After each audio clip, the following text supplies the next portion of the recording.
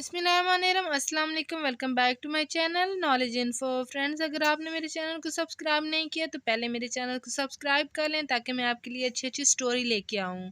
तो आज मैं जो आपके लिए लेके आई हूँ वह है घरेलू टोटके, अजवाइन। टिश्यू पेपर में अजवाइन लपेट कर सूंघे, ना सिर्फ सर दर्द बल्कि शदीद दर्द शकीका भी भाग जाएगा। खूबसूरत और चमकते दांत, चेहरे की खूबसूरती के साथ साथ दिलकश और हसीन मुस्कुराहट खूबसूरत दांतों की मरहून मन्नत होती है। इसलिए दांतों की सफाई और खूबसूरती का ख़ास ख्याल रखें, क्योंकि दांत इंसान के चेहरे पर नुमायाँ हैसियत रखते हैं।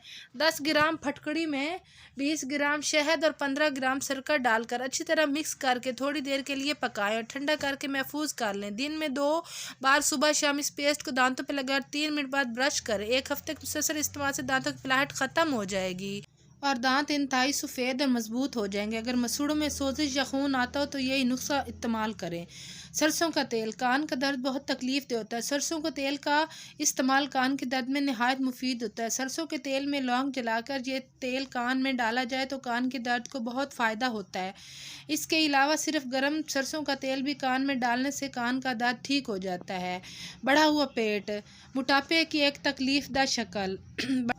बढ़ा हुआ वज़न बहुत सी बीमारियों की जड़ है। यह नुस्खा लटके पेट से परेशान अफराद के लिए बेस्ट है। दार चीनी का एक दरमियाना टुकड़ा 2 कप पानी में डालकर उबाल लें।